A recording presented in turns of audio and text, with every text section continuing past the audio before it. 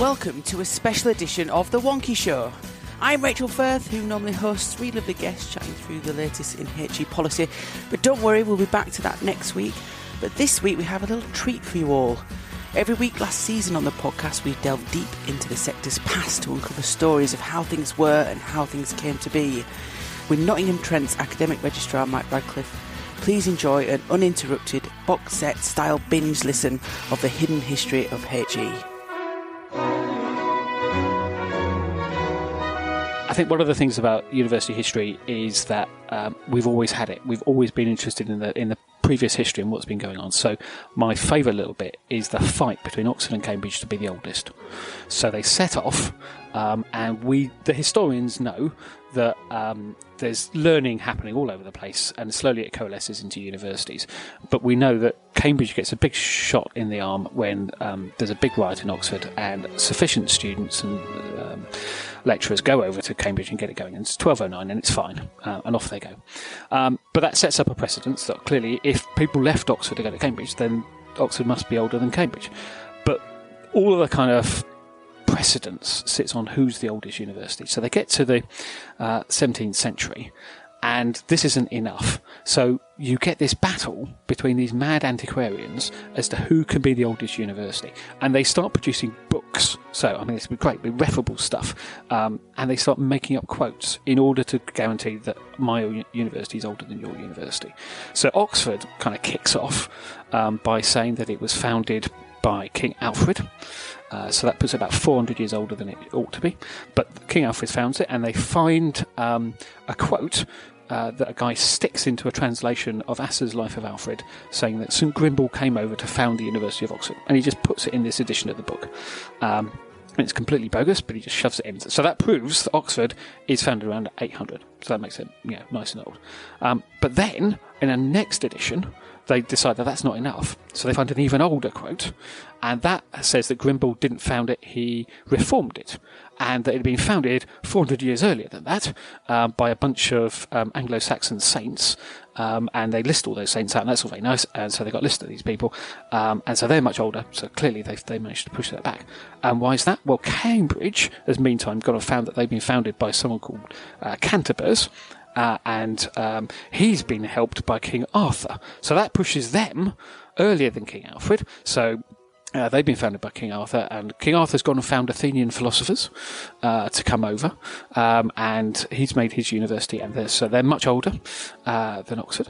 So clearly there's then a reaction.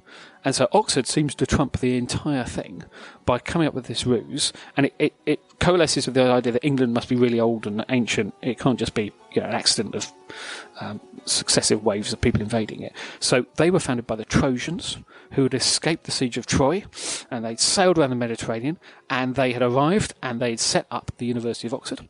And to deal with the fact that there's a small issue of there not being any Greek temples in Oxford, to prove that it's actually founded 2,000 years before Christ, they add this extra embellishment that it was burned down by the Romans. So they're so old that they were burned down by the Romans. So this backwards and forwards in order to get precedence produces these books. So each of the universities has a published book that lists their history up to the conquest, 1066. We know that the universities could not have been in existence until at least 100 years after. But these guys have produced these fabulous books saying, we're so old that we've been going for so long. One of the interesting things, if you think about the development of the English higher education sector, is how come the Scots, by the end of the 16th century, have 5 universities and the English only have 2. Aberdeen has as many universities as England has. So why does we end up in this very strange situation? Well, one of those key reasons is that Oxford and Cambridge get quite comfortable being universities, and they are very good at patronising the king and getting the king to stop other universities. So there are 2 key examples of where the established universities kill off the opposition that they have. So the first of these is the University of Northampton. So Northampton, which now has a perfectly nice university, doesn't have any lecture theatres, but it has a perfectly nice university, and its original university in the city was founded way back, time of Henry III, and it's another offshoot. So problems at Oxford. Some of the students get up and go. They coalesce in Northampton. But the problem is that this is a time of civil war, and so the students there, although the university gets going, they pick the wrong side. So they pick Simon de Montfort's rebels. And so when the King's army comes near Northampton, they use their arrows and bows, or their bows and arrows even, to fire on the King's troops. So this doesn't endear the King to the students of Northampton, because they're clearly rebellious and they don't like him. But meanwhile, the University of Oxford has decided, well, it's not very keen on Northampton. It's a bit close in terms of its monopoly. And it petitions the King to say, can we have this place stopped? Because it will harm our city of Oxford. And he gets the bishops on his side, and therefore the King has a writ, and the University of Northampton is dissolved and got rid of. And the other attempt comes in Stamford in Lincolnshire, which sadly doesn't have a university to this day, a fine FE college, but no university. And it gets another offshoot university. A group of rebellious scholars get up and go. Migration is a technique used all over Europe to found new universities. So they migrate and off they go. But again, there's a petition from the two existing universities to have it stopped. And so they get the King to issue another writ. And what's fun in its kind of scheme of things, is Oxford inserts a clause into the oath that you swear to become a master. When you take your Master of Arts degree, you swear an oath. You uphold the statutes of the university, but you also uphold an oath never to teach at Stamford. So, in the oath that they then continue to swear for the next 500 years, everyone is absolutely saying that you'll only teach at Oxford and Cambridge and never at Stamford. So they have to get rid of this clause in the beginning of the 19th century, because actually some people say, well, I can't teach at UCL. What becomes UCL? Because I swear on this oath that I can't possibly do this anymore. Oh, that's wildly out of date. So Oxford and Cambridge do their best to get rid of other universities.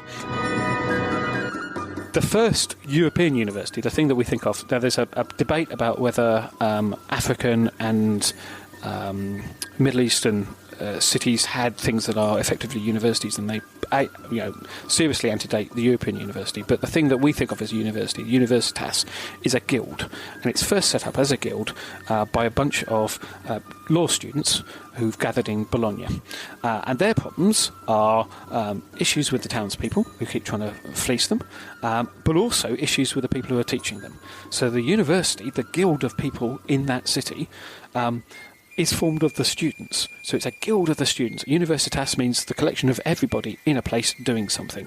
You can have a Universitas of cobblers. In this case, it's a Universitas of students. So they set up a guild, and it has a set of rules. And the rules are relatively straightforward for the students. There's a set of rules about not fighting each other, but apart from that, it's very limited in terms of the student regulations. All the regulations are all about the staff. So they're all about the staff are supposed to turn up on time. There's some very strict rules about when they have to start the lectures and when they have to finish them. And if the lecture's going on for too long, the students are obliged to get up and go to show their displeasure at this kind of tardiness. There's clear rules about following the curriculum, not skimping on the hard bits, making sure the students understand the curriculum properly, and not getting into any of the dubious, teaching the coasting bits. So they've got to make that clear. Their staff have to swear allegiance to the student's rector. They aren't allowed out of town without asking permission to the students. They have to get permission to do that. And obviously the way the staff get paid is through the student fee. So there's a clear economical link, but the students have all these rules.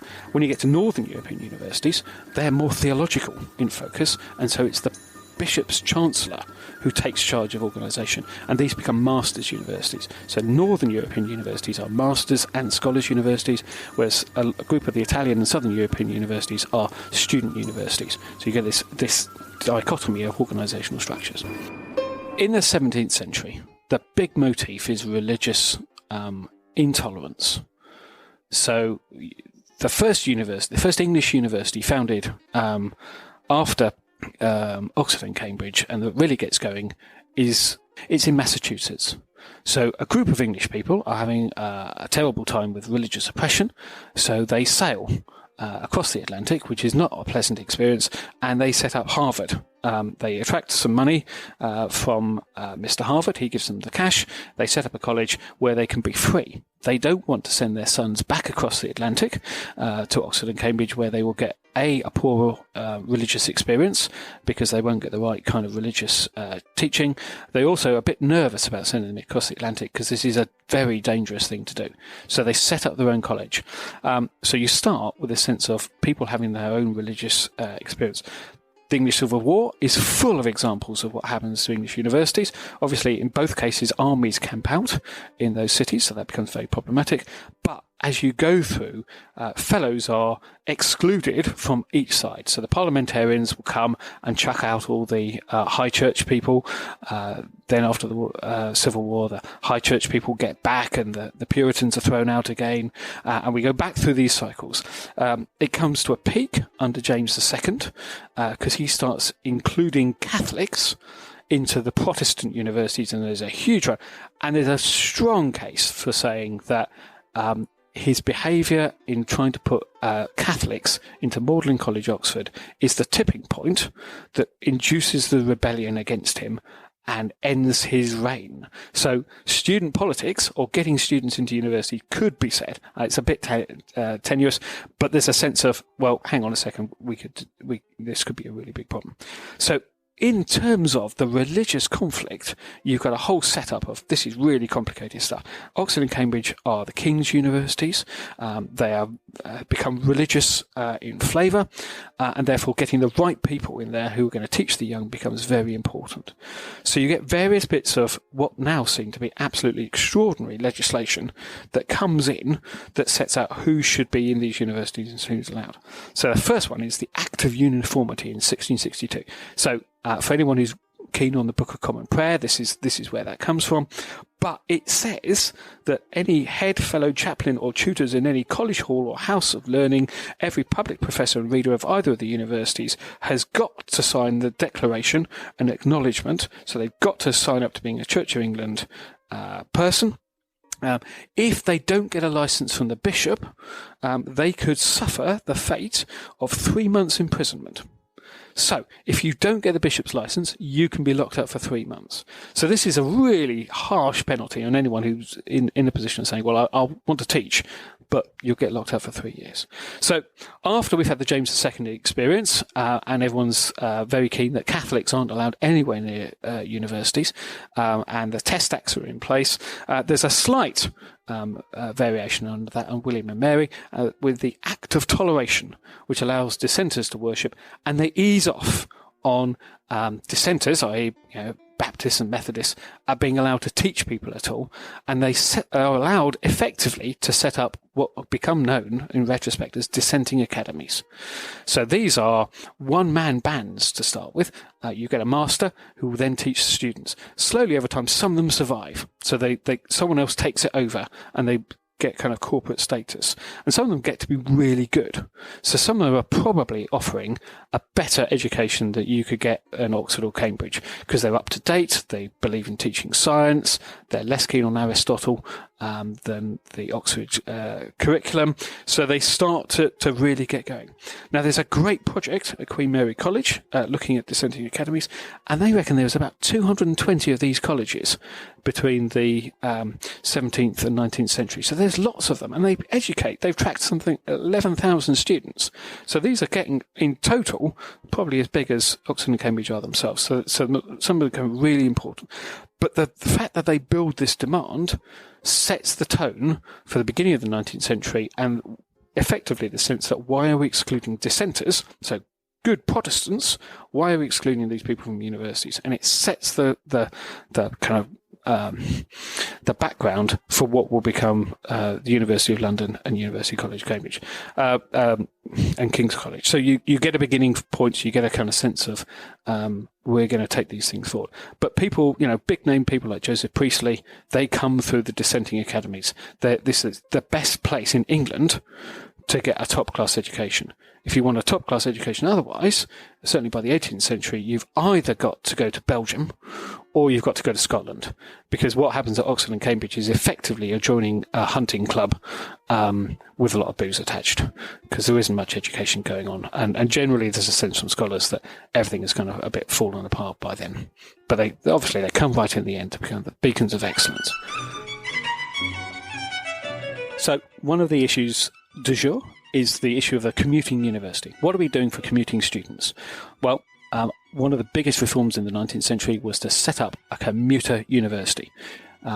What originally was called the University of London, we know it now as University College London. And it was set up explicitly to be a commuter university because the vices of the residential university, Oxford and Cambridge, were so obvious to everyone that you wanted to avoid that at all costs. So, the pitch comes in a staged letter to the Times from Thomas Campbell to Lord Brougham, in which he sets out a kind of prospectus for a university. He goes on to embellish it some more.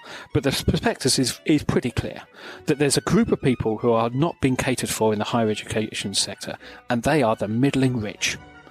This is the group we need to go after, he says. These are the people who have some money, can't afford the expense of sending their kids, their sons. Sadly, all the stuff is about sons. We can't explore the expense of sending our sons off to university. It will cost you far too much. So we need something for them to stay at home and commute to university. Now, Campbell works this all out. He works out how many middling rich families are within a 2-hour walk of UCL. So if he puts it in Bloomsbury, he knows how many people, what his catchment is. He sets out what might happen to them, so that they'll come, they'll have breakfast early at home, they'll come in for several hours, receive instruction, they can stay in the university in that time, and then they'll go home again, always in the hours of daylight, to their parents' houses, where the parents will be in charge of them. So, and he says in the letter, their parents might know how every minute of every day of their life was employed. So the idea that parents are completely in charge. In the original sense of the prospectus of the place, he imagines a weekly report going home with the students to show what they've done during that week. And the idea is to save vast amounts of money for families that might have a couple of £1,000 a year income, and this won't be ruinous. It won't be ruinous in terms of the cost, but also it won't be ruinous in terms of sending your son away where you have no idea what they're doing for 8 weeks, and all that you might get is bills sent back from their ruinous life in Oxford or Cambridge. So you've got much more control of them. It's also really important because what you do on Sunday is your decision. So it doesn't matter what church you go to, because it's not the University of London's problem which church you go to on Sunday. So it can avoid the question of religious tests because it's not in charge of your morality. So it doesn't matter to them how you pray. You can get on and do it. So as far as they're concerned, that gets them out of the problem about dissenters, gets them the problem about Jews. They're in a position where that's not their problem. So if you can come and study the instruction, your parents are going to look after your morality. That's not our job. So they won't teach religion because there's no need for you to be taught religion because you'll be going to the church of your choice. You won't need to get it from us. It's full of really up-to-date ideas. So in order to get it going, they need to set up a company. So it's set up a company and it's supposed to have subscribers. And the good news about being a subscriber is that you pay your £100 and then you can send a student. So as a shareholder, you get a guaranteed place at the university for your son as a kind of recompense for that. So that's an interesting prospect. Would have been good for the new College of the Humanities if they'd gone for that route. So you can set it up. The professoriate aren't going to be funded out of endowments. They're just going to collect the student fees. So they're going to be paid out of the student fees. So that's how they're going to get funded. They're going to get spread across lots more disciplines. And to mark the whole thing off, it emerges very quickly that what they want to do is have much more open study. Campbell goes on a trip to Berlin to look at the new university there. He receives correspondence for how the University of Virginia is set up, so he wants to have a much more elective system. Students can study whatever they want. He brings in professors in all sorts of practical subjects, so it's not just learning the classics. And so he sets up a different kind of understanding of how that should be. Pretty soon, there's a reaction. Because how can this place be saying it's going to offer a degree if there's no religious instruction, if no one has a sense of the morals of the men that have passed through it? So the kind of reactionary approach to the Tories set up their own campaign to set up a college, and they get the King's support, which is why King's College gets to be set up in opposition to the University of London, and it sets up to do pretty much the same kind of thing, commuting students, a wider range of subjects, but with religious education at its heart. So they want to be a different kind of setup, but within the sphere of the Church of England, because that's important to them. So the two colleges get off issuing certificates, because they don't have degree awarding powers, because Parliament won't award degree awarding powers to UCL, as we know it now. And so eventually the compromise comes in 1836 that the University of London is set up as a kind of effectively a government department to award degrees. So if you were looking for an exciting parallel with the OFS validation powers to set up and approve colleges that come to it and say, can we have degrees, you could say, well, there's a parallel in 1836 in terms of the original University of London. What's interesting, of course, is the University of London has to say what's in the degree. So that takes away some of the reforming zeal of what had been at UCL, because they now have to conform to this new BA degree that the University of London puts together. But from that springs the ability for someone to be taught at a college that isn't part of the direct University of London, so that enables places all over the country and in turn all over the empire to teach the University of London degree. But it also means the University of London can start to think about other subjects. So it starts to think, well, what would it look like to have just a science degree? And so they can start to think about that. And so there's a petition to have the first science degree. They can start to think about what it would look like. There's a petition to set up a social science degree. So they can start to expand the range of subjects that come into the university, and specialisms can develop from there. Durham University is set up in order to extract the vast wealth of the Bishop of Durham, put it to useful purpose. And so they get off and set off in a very clear mode that they're like Oxford and Cambridge colleges, a traditional curriculum, although they do branch out and do new and exciting things like an engineering course. But what happens later is there's a civic need for higher education. So Owens, John Owens, is a merchant, and he sees, well, what Manchester needs is its own college. So he founds, by giving them a sizable amount of money in his bequest, a college to be set up. And obviously they said, oh, this is great, we'll have a university. The other towns in the north say, oh, no, you can't have a university on your own. We have to have something along the same kind of lines. And so there's a sense that, well, you can't possibly set up just one college to do that. So Owens is refused, after it's been going for a few years, the right to become a university. So what it gets is a federal university, an examining university, kind of similar to the University of London. So the university will set the exams and Owens College will do the teaching. Now the weird thing is, for the first couple of years, it's only Owens College is the only college of this, and the Victoria University only has the one college. But Liverpool and Leeds both get their act together and set up colleges and apply to join. And so over time they get a federal university, which is a bit of an awkward compromise. The federal university is chaired in turn by the vice-chancellors of the different universities. They all teach the same curriculum, the students all take the same examination, they're all graduates of the Victoria University. And that's ticking along okay, until Birmingham wants to develop its college. It's got a college, it's got a generous donor, Josiah Mason, who's given them plenty of cash. He's a businessman. And they're setting off in the same way. They're going to have a federal university too. There's going to be a university of the Midlands. There's talk in Bristol of a university of the Southwest. This is the pattern we're all going to go to.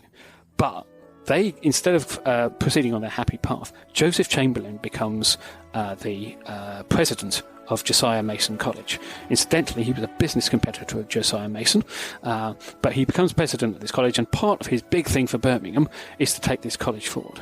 But he's also made rector of Glasgow University, so he spends quite a lot of time in Glasgow, and he likes two things about that. Firstly, he likes the fact that they've taken the campus out of the city centre and put it in an attractive new campus, so he likes that idea. He also likes that it's the University of Glasgow, not some kind of mixed, federal university somewhere else. It's a university for the city, doing things for the city, and which people are very proud of. So when he comes back to Birmingham, he says, we're not having a federal university. We're going to have a University of Birmingham. We're not, otherwise I'm going to give up and we're going to, stuff the lot of you. So because he just so happens to be a member of the cabinet, he bends the will of Whitehall to say we're going to have a single teaching university. University of Birmingham will not have any extra colleges. It'll just be a university on its own, and that will be, that's going to be the whole of it. He gets by dint of that to erase the name of Josiah Mason from the name of the college. Obviously not part of his original plan. So the University of Birmingham goes off on its way, and Mason is gently led to be forgotten. Now, this excites the people in Liverpool because they've got their university college, but they're part of the Victoria University. And they say, hang on a second, if Birmingham can have its own university, we've got to have our own university. So they petition to have the Victoria University wound up and then become a university in their own right. So you'd expect the Victoria University to object to this a bit, but the University of the Yorkshire College really objects.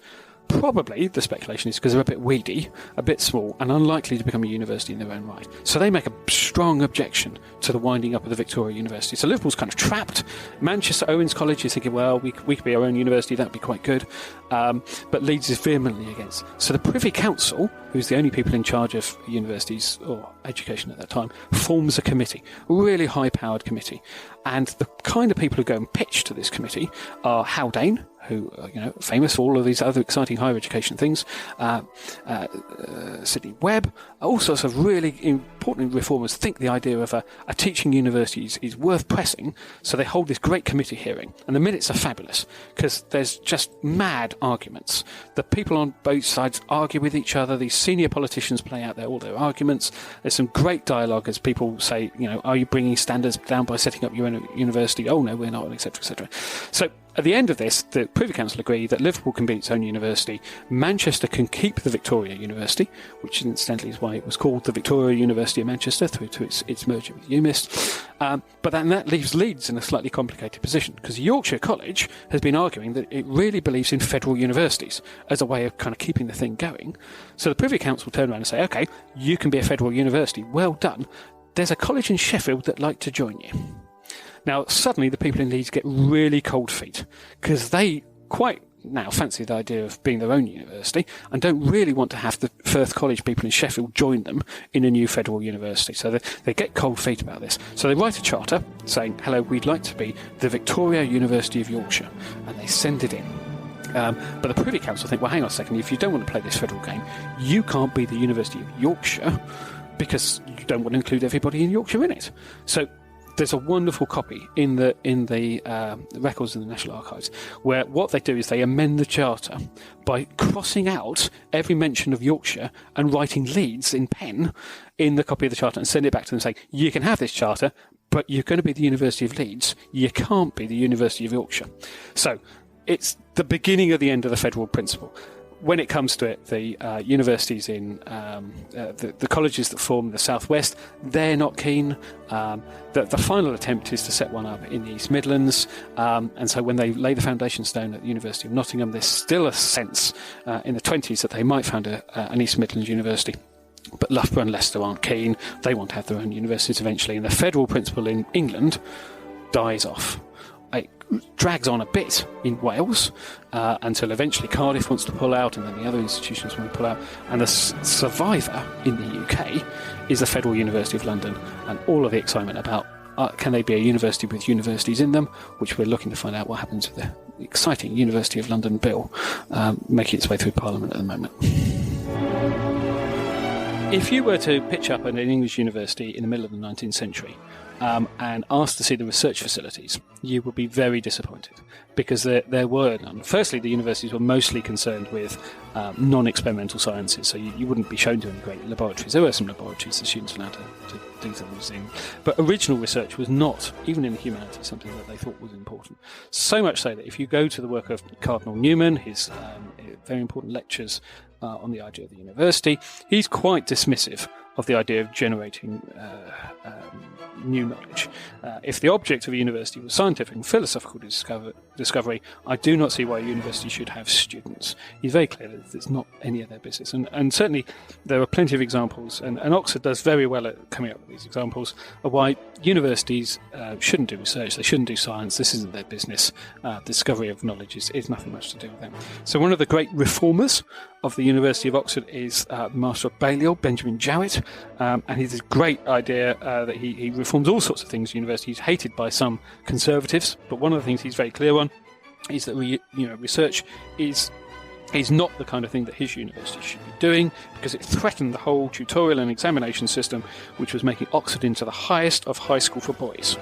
So for him, it was a really bad thing, and he came up with this idea, someone talking to him, research, the master exclaimed, research, he said, a mere excuse for idleness. It has never achieved and will never achieve results of the slightest value.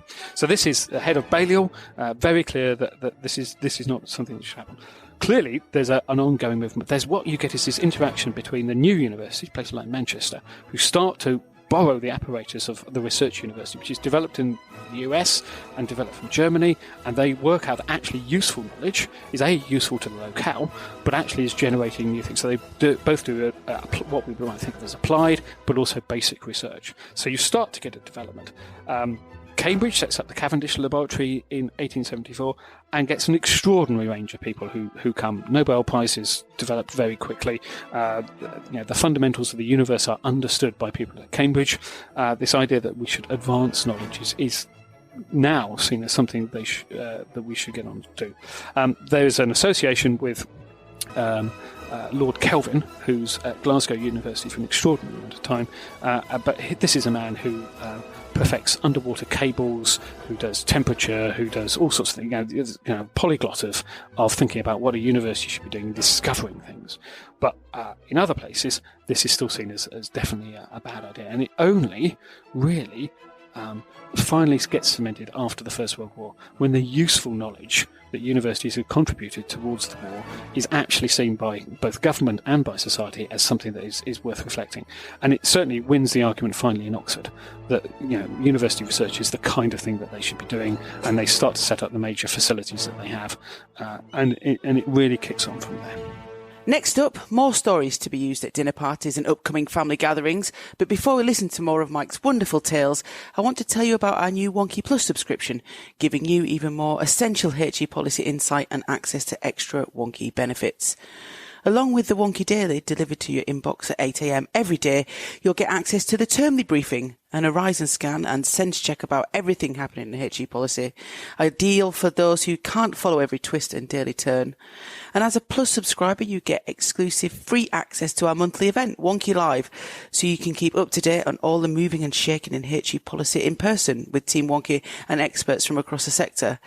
You get free use of the Wonkhe Jobs Board, plus everyone from your organisation gets discounted rates on Wonkhe events and early access to tickets, including Wonkfest, which always sells out quickly. For more information, contact us on briefing@wonkhe.com, or you can visit the website wonkhe.com/plus. So how do women get their way into universities? Clear way that it starts to develop is that universities are now working as examining bodies. So the university sets the exam, and students in the colleges come and take the exams. So there's an exam to get in, and then there's an exam as you go through the university, because the matriculation exam, the exam to show that you've got the knowledge to get into university, becomes in effect a qualification in its own right. So Emily Davis, who writes a book, a whole series of things on why women should be allowed into higher education. Good to actually get a reference to that rather than me rambling like that. Emily Davis sets out the argument quite clearly that what she wants when she's educating a small group of women in a small domestic setting is a searching examination indispensable as a guarantee for the qualifications of teachers. She wants the women to have the test of sitting the examination. So what she wants is effectively a copy of the exam paper that the men are taking, and she wants to be able to set that as an exam for her female students to take. So that's all she wants. She doesn't want degrees, she doesn't want them to be taught alongside them, she just wants them to be able to take the same exam as the same kind of spur to their learning that the men are having to do. So she sets off in that kind of way. And we get small domestic scale colleges set up that way. In London you get Bedford College, Girton College is set up near Cambridge. The idea being that the men from the universities, the professors, could come and give some lessons to the women, and therefore they get the same kind of learning. But obviously they're not part of the university, not engaged in the overall work. So that lasts for about 20-30 years. That kind of system is okay, but that starts to become really tested when the civic universities have to think: are they going to let women in at the same point as men? And there's quite an opening up that comes, but it has to be worked its way through. So as an example, Owens College comes under pressure in the 1870s to admit women to its lectures. And so it says, well, yes, we agree that we should have an experiment, but they can't join our college. We'll set up a separate college. So they set up the Manchester and Salford Women's College to run alongside our Women's College. And that lasts 3 years until the committee says, well, can you not just take charge of it? And then they say, well, after a couple more years, they go, well, yeah, actually, that's not really working out. We'll set up a women's department. So slowly, the women gain entry to the university. At UCL, which decides it also wants to teach women, it also has this worry about co-education. It's not clear that this is a good thing for either of the two sexes. So it has a go at segregating the men from the women. So it has to think, it's going to use the same premises, so it has to think how it's going to do that. It doesn't want them mixing, they have to have separate lectures, they have to use separate laboratories. So it has this brainwave that it doesn't want them mingling in between lectures even, of putting the women's lectures on the half hour, so that they can't possibly mingle with the men because they won't even be in the corridors at the same time because their lectures are staggered, and they adapt the laboratories to put in different entrances so that women can come in from a different entrance to the men, so that there's a clear segregation. Now again, that doesn't last over time, and eventually, quite quickly they relent, and co-education comes from that. But that idea that mixing the students is going to be a major problem continues to the 19th century. So when Thomas Holloway sets out to make a major bequest, his wife has persuaded him that what he really wants to do is set up the best education suitable for women of the middle and upper classes. Another great Access statement quote. He sets up sufficient money to found a women's college. He puts it nicely out of the way, and obviously in the most splendid building you can possibly imagine, but it's an idea that it's going to be a women's college, and it will set off. There's a big discussion in the late 1890s as whether it should be the nucleus of a women's university, so a whole university, an examining university just for women, but eventually they decide they should join the University of London, and they go off on that basis.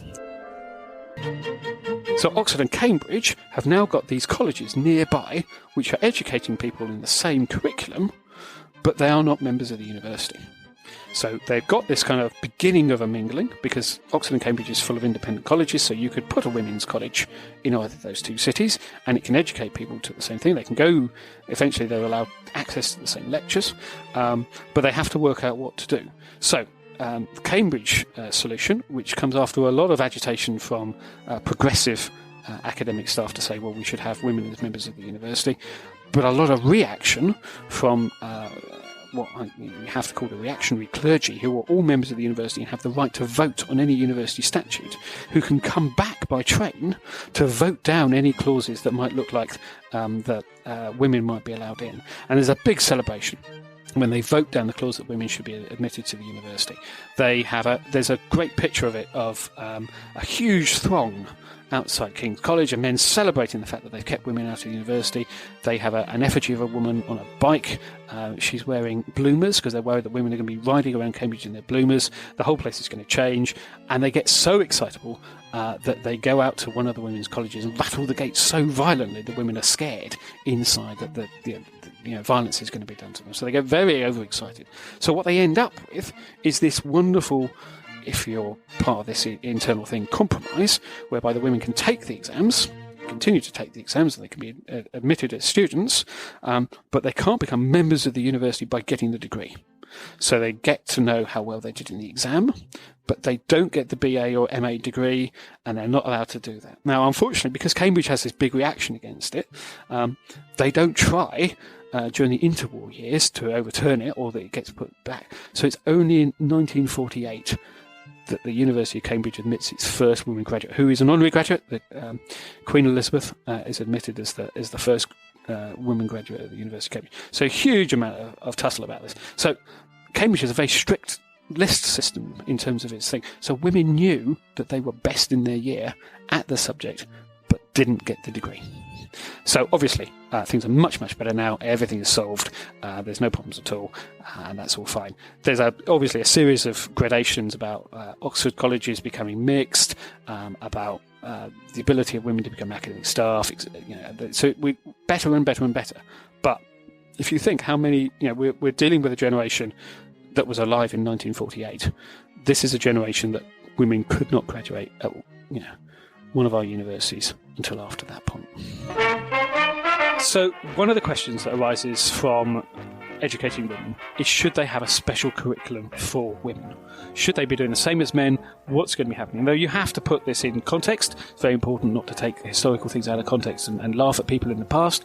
Never want to do that. But if in the context of what women's careers were like, well, what would a useful degree for women look like? So the King's College Department of Women has decided that it's going to explore what that might look like, and it gets some benefactions from outside to set up a course to think about a useful course for women to do.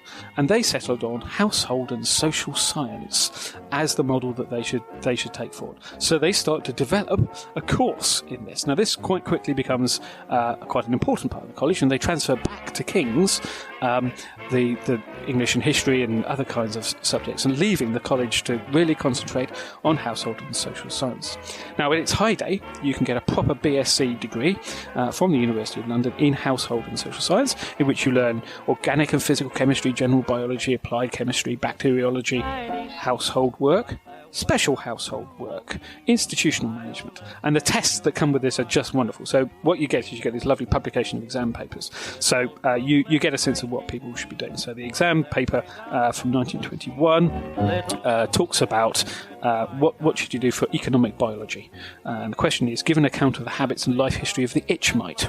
Write an essay on insects and disease. So you get this kind of breadth of thing. But what makes it clear what's going on here is the practical exam that you get to sit. So one of the things you get to do is you have a day exam. You get to take the exam from in the morning. You get 10 to 1 for part 1. Plan meals for a day in a middle-class family for each of the seasons. Give the quantities required and compare the energy values. What principles would guide you in the choice of food? And there's a practical exam, so that's just theoretical still, so the practical exam, 10 till 4. Prepare a day's meal for a family consisting of father, mother and 2 children, using as little fuel as possible. Hand in a list of fresh ingredients required by 11 a.m. and calculate the price of each meal. Second part, all utensils used are to be cleaned and left for inspection. It includes the washing up. It's a wonderful idea. Now, obviously, as this is, this is not without opposition. Some years before, there's this wonderful suffragette publication called The Free Woman, run by a woman called Dora Marsden, and she's got a friend who's at this college teaching on this thing, and she's quite forthright about this course. As you might imagine, she says, the aims of those who frame such a retrograde scheme are in radical opposition to those of women who are deserving the freedom and development of women. They aim at perpetuating women's inferiority by perfecting her in the role which puts her in the greatest difficulties of her development. I protest that a more impudent piece of charlatanry has never been perpetuated before in the history of education. Dora Marsden goes at her. Now, eventually, obviously, it wanes and it moves off, and what comes Queen Elizabeth College goes into more normal branches of science. But for a moment, there is this wonderful BSc degree in household and social science. One of the things I think makes history of higher education interesting is the amount of continuity and the amount of change that we see. So one of the things I really enjoy is looking at old regulations of how we looked after students. Sometimes that's quite useful because you get really good ideas of how you regulate students now in the present. But I think sometimes it just shows us that we're still dealing with some of the same challenges. So my favourite set of these regulations is the Statutes of the Collegium Sapientiae at Freiburg University, which were written in 1497. And they are beautiful. They are illustrated, which I think is a great idea. We should run that out across universities anyway. But they cover the whole of student life. They were written by a bishop who'd been working with the university for a long time. He understood what students got up to, and he set out a complete set of rules. So it has everything you could possibly want to run a proper university. So it's got rules about how you welcome a student to the university, how you make a list of the furnishings in their room, so it gets an inventory, and so that they're clear that they've got to account for everything that's in the rooms. There's a system for allocating the rooms. It's done by lottery, so no one can have the good rooms on favouritism, and there are quite clear rules about what time you have to go to bed, and that there's study time. Everyone should be quiet. You have to clean your room once a week. There's a great set of rules for how you have to make your bed immediately after you've risen in the morning, and then you get into the excitement, which is the penalty system. So the regulation says failure to comply as a result of laziness, when noticed during the weekly inspection and reported to the president, shall be punished by the removal of wine. If this should happen frequently, the scholar in question shall be deprived of his bed. Now, the great thing about all of these regulations is basically the tariff system is how much wine you have removed for the different infringements you go through. Now, we have to remember that obviously wine was a different kind of commodity. It was, a drinkable drink. It wasn't quite the same as, having your vodka-based confection taken away from you by the university, but that's how it works. You go through and you get all these punishments. So there's a whole bunch of things that these people are not allowed to do. They're kind of clerks in lay orders there, so they're kind of semi-religious, but it's very clear there's lots of things they shouldn't be getting on to. So there's to be no loose, frivolous or obscene song, no blasphemy, and no kinds of boasting. Dice, cards, and sticks for casting lots on all games of chance are forbidden. Disregard of this rule should be punished with the loss of wine for a week. Chess, however, is allowed. And it goes on. So there are these lovely things. So, again, one of the things we do is we often contrast ourselves with people in the US. So there's a lot of very clear rules about no arms allowed. So you have to hand your sword into the president when you arrive at the college. If you need it back, you can go and get it when if you're going outside town, but you're not allowed to keep it in the hall. And there are very clear rules about no fighting in the college and what you do with it. And as you go through the sets of regulations, each has this wonderful little illustration showing you exactly what's going on. So there's everything is beautifully set out and laid out. But it's a pocket set of rules, and most of it, probably apart from the swords, is entirely applicable to the modern university. Strange rules for regulating the lives of students probably reached their peak as the university started to modernise. And one of the things that brings that into sharp relief is when different kinds of people come to university. So there's a major phase after Oxford has admitted women, and students have returned from after the First World War who are more mature, more engaged with the world, about how the university can control their lives. So there's a great moment where the Vice-Chancellor of the University of Oxford from 1920 to 1923 decides that he's going to ban 11s, because he's decided that this is a frivolous thing for students to do. They shouldn't be doing this. He's going to ban them. And so he starts working out how to do that. And he gets this petition in from the women's colleges complaining that students couldn't stand the strain of going from 9 to 1 without sustenance. And he goes on to say, well, he thinks that it would probably be a good idea if they practice such austerity. But if you look at the rules that students are having to deal with in the 30s, they're just wonderful in terms of the depth. And students get this kind of panoply of bits of information telling what they can or cannot do, where they can stay, what they can bring with them, what they can do. So they're not allowed to bring a car. Now, current residents of Oxford would be delighted by the notion that it was very clear that you get a small slip of paper saying, don't bring a car to Oxford, you're not allowed. But the rules go on to set out all sorts of other things you can't do. Undergraduates will not loiter in the streets, at coffee stalls, or at the stage door of a theatre. They will not take the chair at any public meetings. They're not allowed to set up magazines without permission. There's a whole set of rules about not being allowed to take part in acting unless you've got permission. No one is allowed to visit any bars, strictly forbidden from going to any of the bars in the city. And there's a set of rules for how you have to organise dinner parties. Flying is not allowed without proctorial permission. You have to go and get leave before you do that. What, of course, is scary are the rules they've come up with for how to handle men and women being together. So there's a whole set of rules about the amount of chaperoning that the women, members of the university, the women who've just become undergraduates for the first time are allowed. They have to have a companion approved in advance if they are to meet with a man student. And they're certainly not allowed to take them to their room. And there's a whole set of these kind of rules that work their way through. Parties of men and women undergraduates may not be held unless each woman undergraduate has previously forwarded to the proctors the written leave from the principal of her college. It is most important that academic dress should be worn. So the prospect of organising all of these things is great.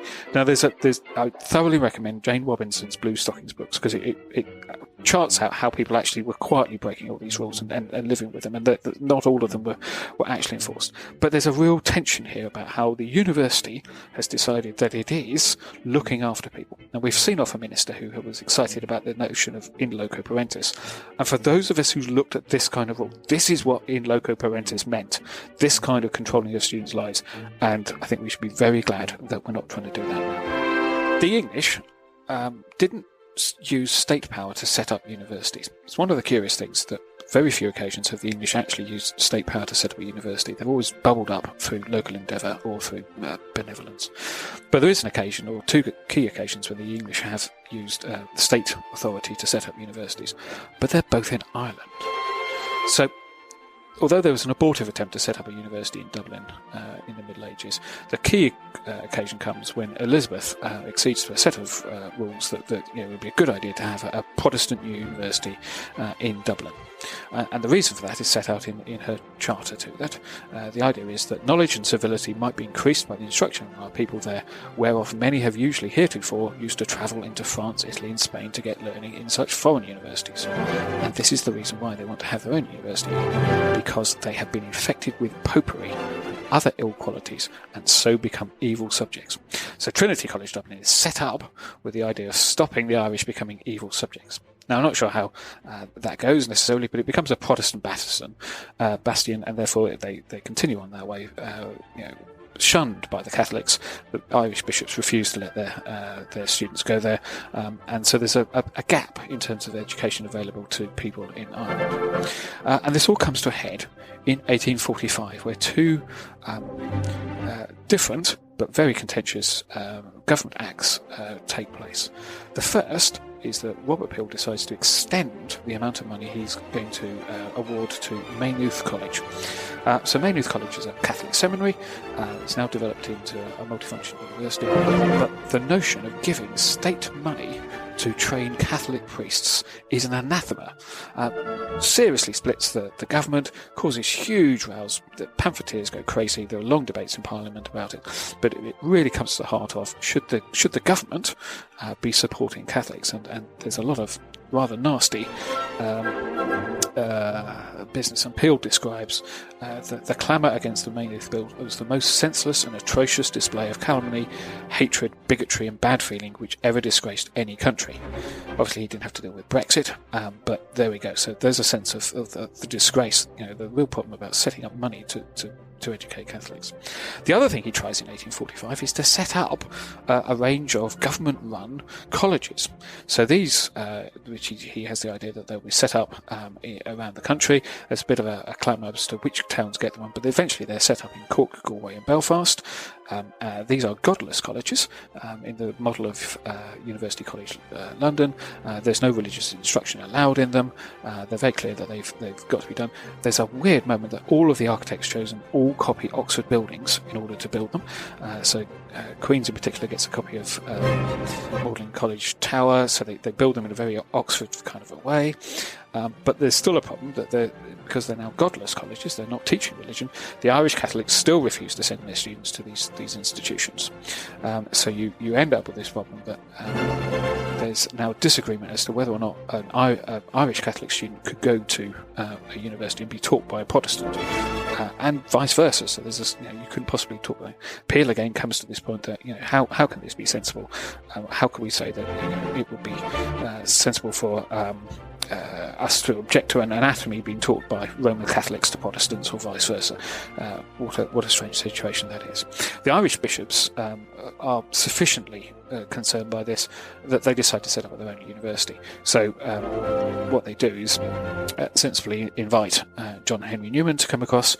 He comes across to start the Catholic University in Ireland as a small outfit to do that. And the key reason this is important is he gives some lectures to explain why it would be a good idea to have a classical education, and they form the basis of the idea of the university, which is still one of the classic foundations. So this system continues. There's a federal university that looks after the three colleges.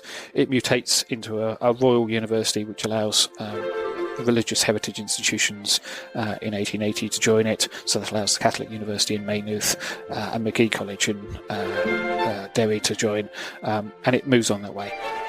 And interestingly, the Irish still have that system. The National University of Ireland is the inheritor of that colonial act in 1845 to try and bring higher education across Ireland. Queen's obviously separates out at the beginning of the 20th century, but it's a foundation that they still have that federal system because of Robert Peel.